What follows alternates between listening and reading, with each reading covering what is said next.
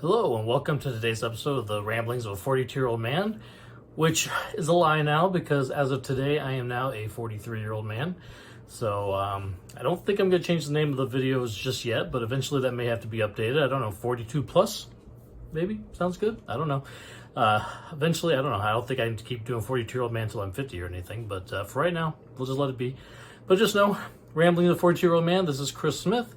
And today's episode, other than just a couple little birthday things I'll talk about, I want to talk about a movie I watched yesterday in theaters. I went out and I saw the, I think it was on January 6th the release, or maybe it was the 13th possibly.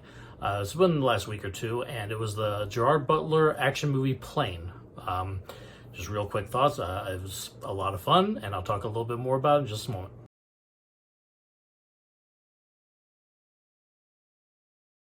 All right, so the movie Plane, it is very much like it says. It is based on a plane, and I will admit, I thought for sure when I walked in that the entire movie was going to be based on a plane. I thought maybe it was a hijacking or some emergency situation in the air, and it's all about how they had to get back down again. And so just a couple quick little spoilers. I don't think, I did watch the trailer, so I don't think if you've seen the trailer, this would be much of a spoiler. They are not on the plane the entire movie.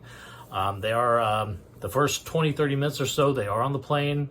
There is definitely a in-flight emergency kind of situation. I won't spoil what that is, but eventually they do have to bring the plane down. They bring it down on an island in a country that is not necessarily the best place to land a commercial airplane.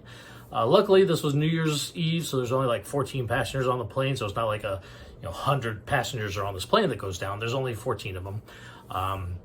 But they do end up on this island in this country, and from there, honestly, it kind of turns into what I would maybe closest call like an 80s action movie. I mean, it very much reminded me of like a Missing in Action, Commando, Predator minus the aliens. I mean, a lot of running around the jungle and fighting people and trying to save other people and rescue, and it was just a really good throwback to 80s, maybe early 90s action movies, and I really enjoyed it quite a bit.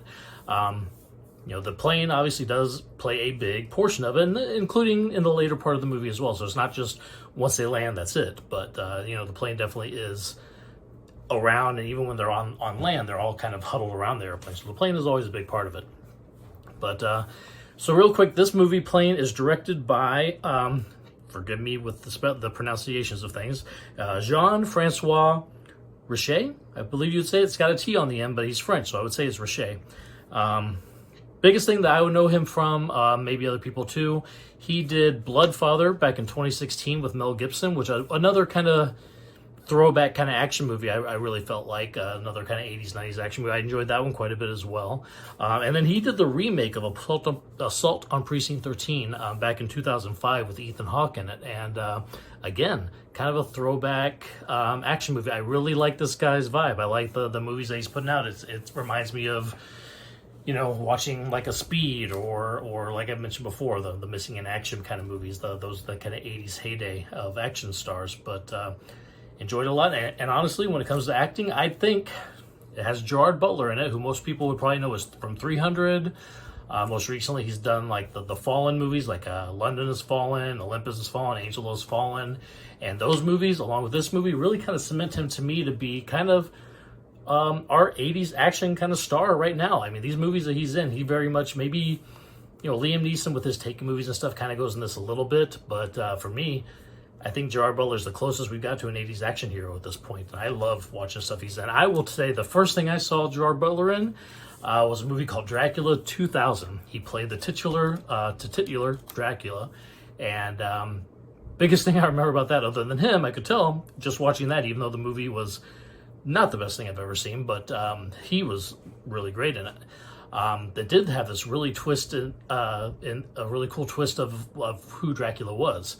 Turns out in that movie that Dracula is actually Judas Iscariot, and his punishment for betraying Jesus was to become a blood-sucking vampire and become Dracula. And so it's an interesting twist to it. Not, like I said, not the best movie, but kind of a fun, turn your brain off kind of movie with this really cool twist at the end of it. But that put Gerard Butler on the map for me. And then bit parts in something like Reign of Fire with Christian Bale, again another actor I really like. That was a lot of fun. And then obviously he blows up in 300, and he's got all these other action movies coming out. But I love watching him. And what I like about this is he gets to play Scottish. He doesn't have to try to put on any sort of accents. He's just a Scottish pilot, and he's talking in his normal accent and just kicking butt and taking names. And I would say Mike Coulter is also in this. I really love his character. He would be probably best known as Luke Cage. I think he's currently on a Paramount Plus show called Evil.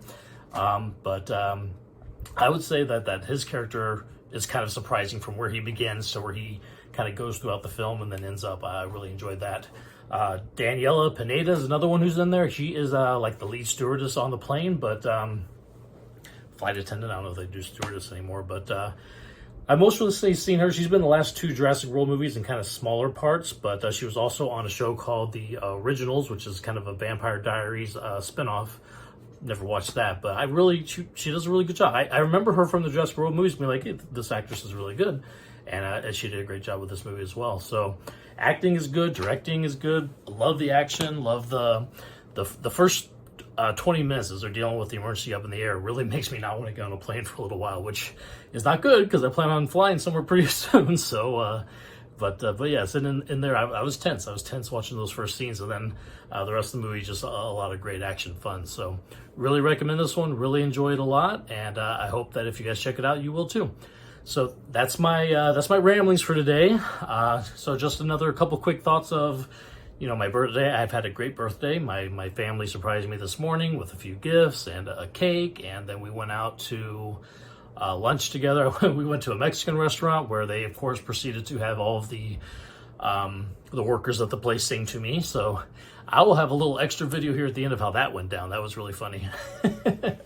Of course, it's a Mexican restaurant, so they're doing all the singing stuff, and all of a sudden, I've got a shot of tequila coming at me. So stay tuned for that. That's a pretty funny video you may want to check out at the end of this. But thank you for watching my ramblings, the ramblings of a 43-year-old man now, and hope you guys all have a great one. Thank you for watching.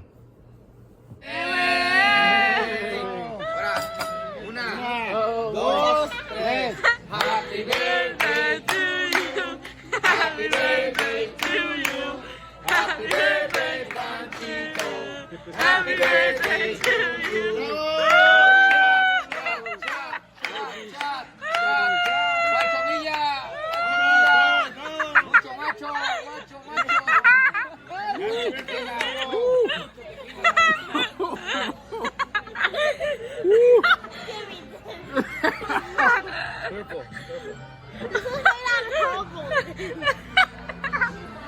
All right, that I didn't expect.